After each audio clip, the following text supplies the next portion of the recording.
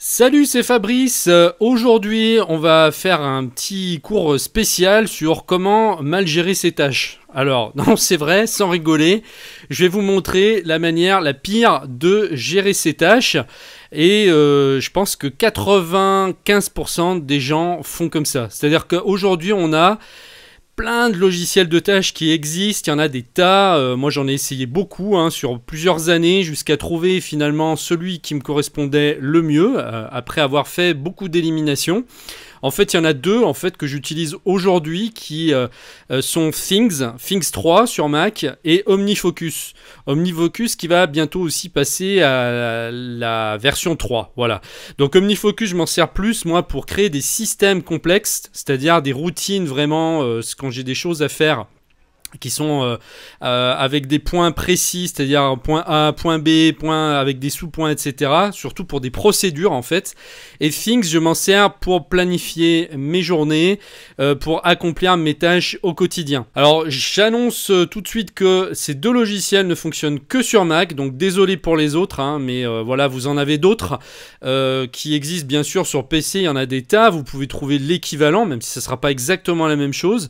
Il y en a aussi qui sont très bien fait sur PC, voilà, puis il faut se servir finalement de celui qu'on préfère avec celui avec lequel on se sent le plus à l'aise. Donc c'est pas tellement en fait le logiciel en lui-même qui compte, c'est plutôt la méthodologie qu'on va appliquer, puisque là en fait je vous montre Things 3 et je vais justement vous faire voir la manière de se vautrer en gérant ses tâches dans Things 3 en fait quoi. C'est vraiment pas la bonne manière de procéder et je vais vous expliquer pourquoi. Donc la plupart du temps, qu'est-ce que vous proposent les logiciels de tâches? Ils vous proposent de créer des listes différentes. Et donc là, j'ai pris les devants, j'ai pris un exemple. C'est pas du tout ma façon de travailler, d'organiser. C'est une liste bidon en fait, voilà, que j'ai créée, que quelqu'un d'absolument lambda pourrait créer. Voilà, donc là j'ai classé donc tout ce qui est personnel. J'ai créé une liste personnelle, enfants, travail, santé, finances, maison, vacances, loisirs avec un projet de voyage à Barcelone. Là pareil, j'ai mis dans personnel 2 projets, apprendre l'anglais, écrire un roman.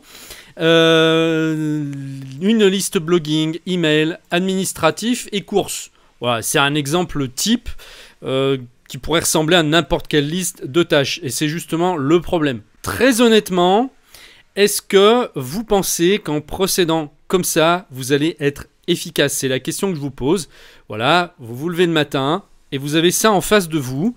Vous avez toutes les tâches que vous avez mis. Voilà, elles sont là. Maintenant, je vous pose la question. On commence par quoi? Comment vous allez organiser? Comment vous allez savoir quand faire les tâches? Si par exemple vous avez des tâches répétitives, alors si c'est des dates précises par rapport à des rendez-vous, pas de problème. Mais si c'est par exemple d'aller faire du jogging une fois par semaine, si c'est, voilà, vous allez par exemple ici dans santé, je l'avais marqué, un jogging, courir une fois, je me suis trompé, une fois par semaine.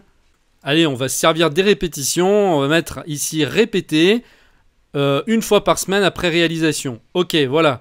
Donc aujourd'hui, alors il apparaît dans aujourd'hui, voilà. Je dois faire mon jogging. Et donc je dois aussi mettre de l'ordre dans tout ce bordel. Voilà, donc pour le domaine administratif. Donc vous voyez que c'est justement le bordel, c'est-à-dire qu'on ne sait pas par où commencer. Pourquoi je me lèverai le matin et pourquoi je m'occuperai par exemple de m'occuper de mes finances et pas de m'occuper de ma maison. Bon. Pourquoi est-ce que je m'occuperais plutôt du voyage à Barcelone plutôt que d'apprendre l'anglais? En fait, le problème avec les logiciels de tâches traditionnels, c'est que ça embrouille plus l'esprit qu'autre chose. Si on n'a pas de méthode, j'insiste bien, c'est pas les listes de tâches qui sont problématiques, c'est la méthode que vous utilisez pour gérer vos tâches. Et d'ailleurs, j'aime pas le terme tâche en fait, je préfère remplacer ce terme-là par action. Parce qu'on peut effectivement passer son temps à noter des tâches, plein de petites tâches qui ne mèneront à pas grand chose, c'est-à-dire que si on les fait ou si on les fait pas finalement, ça changera pas grand chose à notre quotidien, ça améliorera pas forcément la qualité de notre vie, alors qu'on peut se concentrer sur quelques actions qui sont hyper importantes et qui peuvent faire toute la différence. Et moi, dans le système que je vous propose, c'est-à-dire dans la formation que j'ai faite sur Things, puisque j'ai fait une formation complète sur une méthodologie avec le planificateur de journée dont j'avais déjà parlé sur la chaîne, je l'ai intégré en fait dans mon système. On va créer ici des domaines bien spécifiques, on va les disposer d'une certaine manière et on va créer des perspectives qui vont clarifier l'ensemble.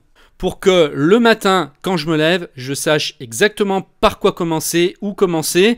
Les tâches vont elles-mêmes se mettre toutes seules. On va automatiser le système pour qu'on sache vraiment quoi faire, quand le faire, pour qu'on n'ait plus à se poser de questions et pour optimiser vraiment son temps. En fait, le piège avec les listes de tâches comme ça, telles qu'elles sont, telles que je vous la présente là, c'est que on a un peu envie en fait de tout faire. On va se dire, et ça c'est l'erreur la plus commune, on va se dire, aujourd'hui je vais essayer d'en faire le maximum. Voilà, donc on arrive devant sa liste, on se dit voilà, faut que je fasse ça, ça, ça, ça, ça. Alors pour commencer, c'est hyper décourageant puisque on se retrouve là, on se dit oh là là, j'ai tout ça à faire.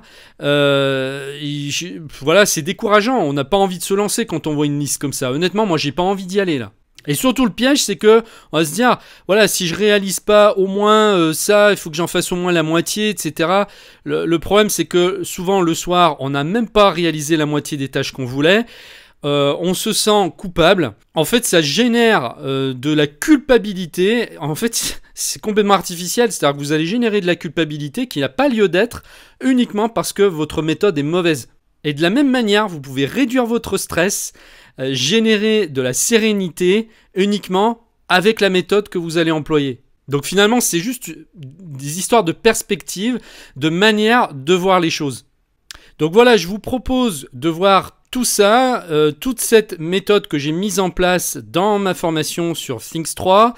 Bonne nouvelle aussi pour ceux qui ont déjà acheté la formation ou qui sont membres premium. Je viens d'ajouter un nouveau module qui, je pense, va vous plaire. Et ça parle justement de l'intégration de domaines de vie, mais qu'on va replacer dans l'ensemble et surtout qu'on va faire fonctionner avec le planificateur de journée. Donc allez la voir, hein, elle est disponible maintenant, il suffit simplement de se connecter sur votre espace client.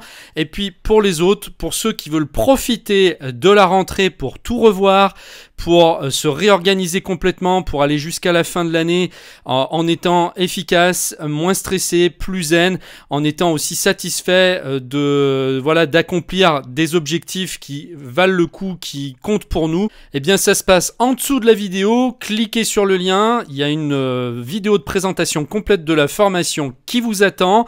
À tout de suite de l'autre côté.